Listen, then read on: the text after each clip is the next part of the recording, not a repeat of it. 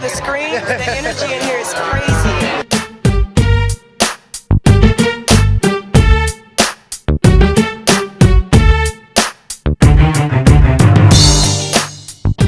Obviously, this weekend we lost an icon in Whitney Houston. You all are like, this is your industry. Tell me, what do you feel about that and what it meant to you personally? I feel sad. I feel broken. It wasn't like I was with her every day, but you feel like you're losing somebody that's close to you. You know, the fact that she's not here is just heartbreaking. Like, we've lost Michael Jackson and Etta James and we're losing so many of our black icons, and it's just like, gosh, I think the generation now has such a responsibility to rise to the standard that has been left by Whitney Houston and the people who did it so well. You know what I mean? To kind of get away from all the bells and whistles and all this other stuff and just sing. Let it be about the music, the beauty of the song, you know, and let that carry on and live forever. Like, we have Whitney's music forever. I mean, she said it well. You know, Whitney left us music that we will love forever. I think her songs will forever be remade. She made timeless music, and there are so many people who don't have a clue how to do that. They are so caught up with the trend and so caught up in their era. Whitney's music transcended eras, it transcended genres, it transcended cultures, everything. She was just amazing. You give her a mic and she made the world pay attention. Complete shock, like everybody. Complete shock.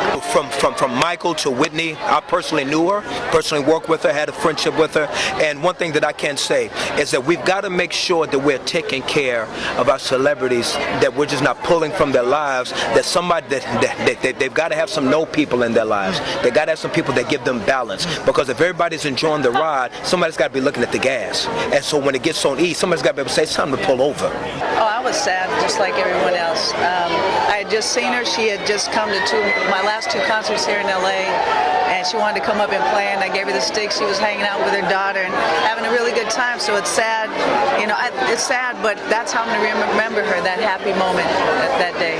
She was my hero. She was who I wanted to be growing up. I would lock myself in my bathroom and I pull out my curling iron, put on my Whitney Houston cassette tapes and pretend that I was her. And so it's a huge loss for us, but I feel like our loss is heaven's gain. She's in a very great and happy place right now.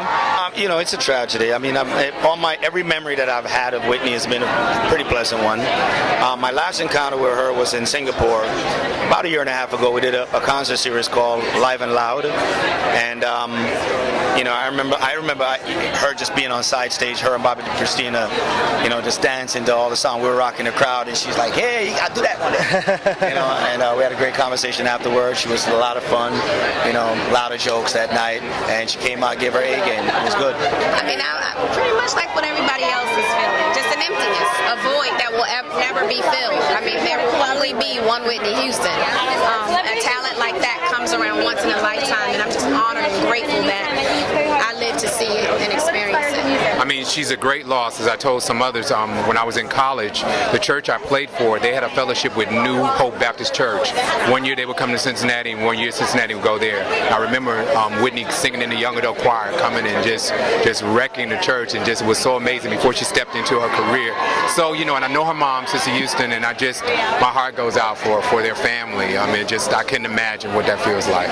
You know, she just had it all, and God gave her something very special, and she didn't have long hair. 48 years is relatively short, but she made an impact that will last forever. You know, I can't imagine anyone that's around my age or younger that did not grow up wanting to be Whitney. I'm an actor, but I started as a singer. When I was younger and wanted to sing, I tried to sound like her. And there's a lot of singers that are singing now that found their voice by emulating her. Brandy tried to be Whitney and found her voice. Christina Aguilera sung like Whitney and found her voice. Like she was like the pathway, you know, to greatness. It's a great, profound loss. Profound. Well, she was a friend, first of all, and she was had a beautiful heart, and she was a gift from God. So the girl knew how to sing, and we don't get many Whitney Houstons, but once in a great while, and we just got to remember all of the great songs she had, and just love them. Well, She meant the world to me. She was a wonderful performer, singer, and I mean, she brought so many cultures together. Women, men, everything, any race, it didn't matter. And during a time we had war, she was singing the Star Spangled Banner and brought us all together. That's amazing. Yeah.